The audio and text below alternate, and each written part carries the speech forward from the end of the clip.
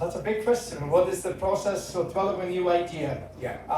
I would say what you need to do is basically put the idea on paper, what you want to do, and it's going to take, let's say you want to make a circle, and then it's not a perfect circle in the beginning, and it can take 20 years to get the perfect circle. It's possible. So don't take people down who are working with you to say, it's not a perfect circle, it's not a perfect circle. You have to be with them to say, okay, I'm trying to get the circle, what can we do better, how can we do it?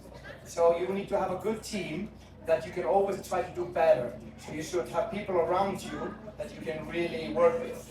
That is the most important thing, that understands you and what you're trying to do. So if you have an idea, you need people around you who understand what you're doing.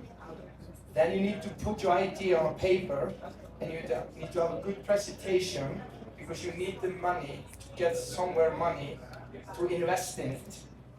And for example, if you want to do a cookbook, and you'll be 22, and you say, I want to do a cookbook, and you show that to investors, they don't believe you. But if you change your story, let's say, when I was 5, I always cooked with my grandmother. And when I was 7, I made a recipe. And when I was 14, I cooked for the whole school. And then now I want to cook for the world. It's a total different story, because it's a little bit like you've been doing it for a long time, instead of coming, because I'm not sure you would be making a cookbook unless you have interest in it when you're younger. That's important. And then you tell, this is the milestone I want to do later. Like, I want to do a milestone this way. And when you do that, you can say, then I'm going to open up one store, and I'm going to have 500 cookies, and then I'm going to do this and this and this. So basically, I always say, be more specific. I don't know if you go to the gym. If you go to the gym and you would come to me and say, I have an idea, I want to go to the gym, I would say, be more specific. You would say, I'm going to train 3 times a week. And you say, okay, bye. No. Be more specific. I'm going to train 1 hour, warm-ups, exercise, and then stretch. Okay? Be more specific. Okay, I'm going to do the warm-ups like this and this. I'm going to lift 20 kilos and then 50 kilos. And then I'm going to stretch for legs and arms and back. So you can be more specific 200 times till you get the plan. So most problem with an idea is people say, I have an idea to go to the gym, and they think it's enough. They need to have, the paper need to be 200 questions. How are you going to do it? And then you show that to investors, and if he believes in you, he would pay for you to do that. Thank you very much. Thank you. Appreciate it. Okay, it's a good question.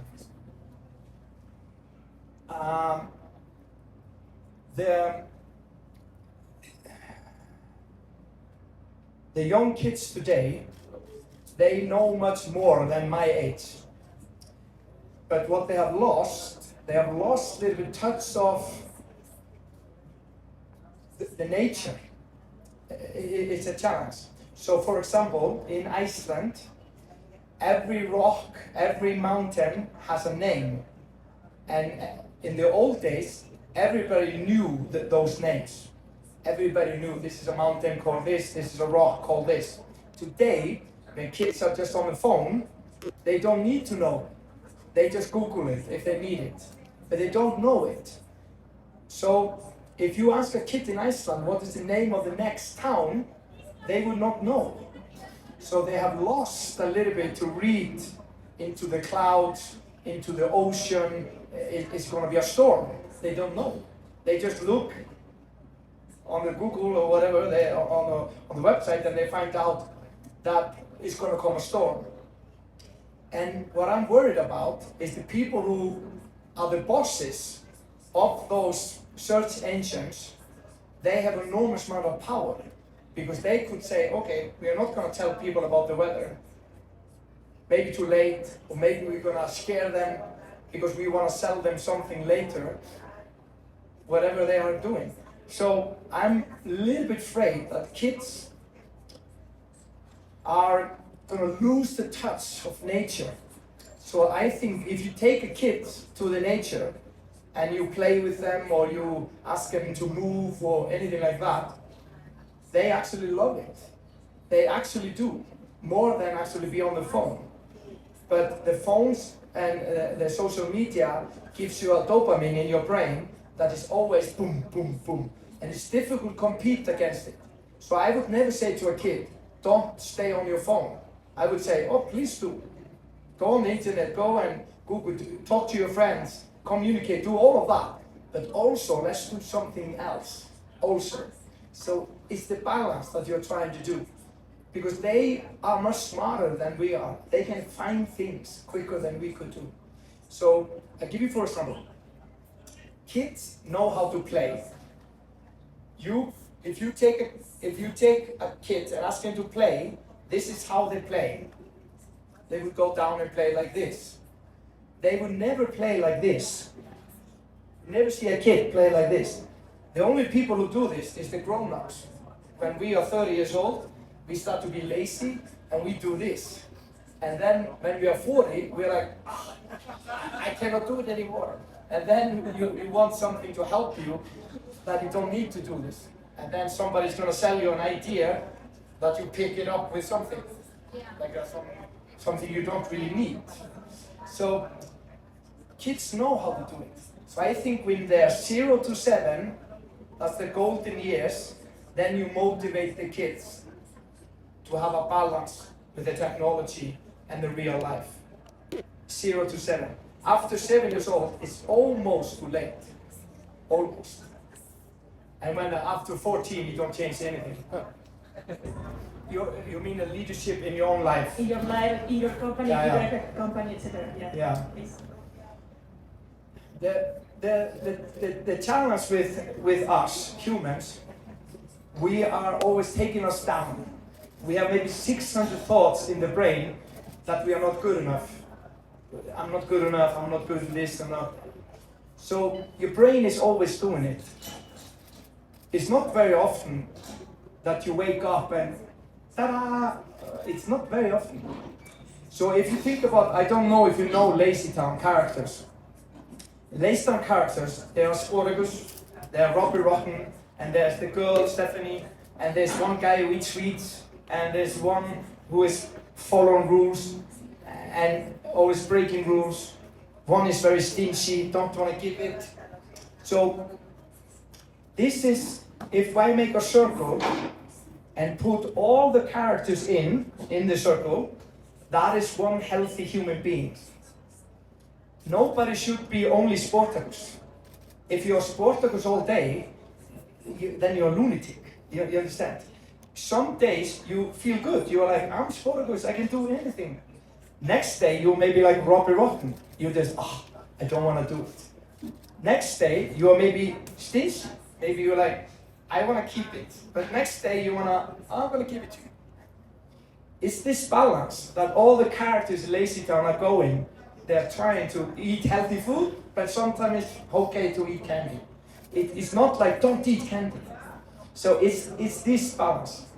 And when we are doing this, we cannot hit ourselves. You're bad, you're not good, you're not good. You should think, okay, this is normal. But if you're Robbie Rotten all day, you have a problem. You understand me? So it's that you try to find that. So in my mind, it's basically what you pay attention to grows. So let's say you want to be happy all the day. That's what you speak about with your friends. I want to be happy tomorrow. I want to go out to eat tonight. I'm really happy. And I'm really happy to be in Mexico. And I'm really happy to meet you. And I'm really happy. Like, I'm really thankful for it. If you want to do that, that's what you do. You pay attention to that. If you want to be in balance, you would say, I want to be in balance. Okay, I'm going to try. But I'm not going to hate myself. Even if I fail, it's fine. It's nothing like I'm horrible or nothing. So if you do that, when you're raising kids, is how you communicate. It's just how you do it. And I look at it as a ping pong. You know ping pong? Ping pong, ping pong, ping pong. So if you're playing to a kid, you cannot smash. You cannot do, and the kids can never take the ball. It's not fun. You should play with people. How are you? I'm fine. Okay. Boom, boom, boom, boom, boom. That's the communication.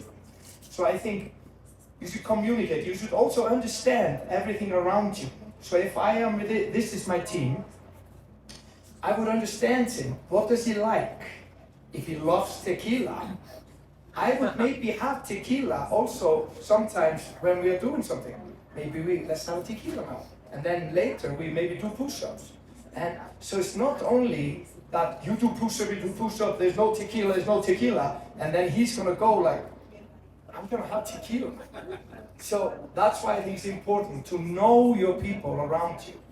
Let's say you go on a vacation with your family. You should sit down with your family and say, what do you want out of this vacation? If we are going to Acapulco, we are going to Cancun, you would ask your kid, what do you want out of this vacation? I want to play on the beach. Okay. You ask your husband, and he wants to go to the bar. Okay. And then I want to shop, or whatever it is. So what it is that you know when you're going there, that everybody has some kind of expectations. Then everybody's relaxed. The reason why there's a struggle is because no one, am I going to get to the bar? When do I get to the bar? Or when can I shop? Or when can I go to the beach? Daddy, when can I go to the beach? When can I go? When can I go? Go. So you can lose that, but everybody knows. And this is the same in your company. If you know what people are looking for, that's what you should do. That's important. And I think if we can stop one thing in life, that is to logo slap people. Like I put like a stamp on somebody. Like you would say, this is like if a woman is screaming that she wants equal rights, we would say, oh, this is like a woman who's really always yelling. And we could logo slap her. She gets on our arm. I think we should stop logo slapping people. Like everything. Never do it. Never say this is like that. We should stop it. Because maybe you don't know him. Maybe he's angry because he's lost his mother. Maybe he's crazy because yesterday he lost his mother. You never know. So that's what I think. It's some kind of patient against other people. I think that's interesting in my mind. Thank you, man.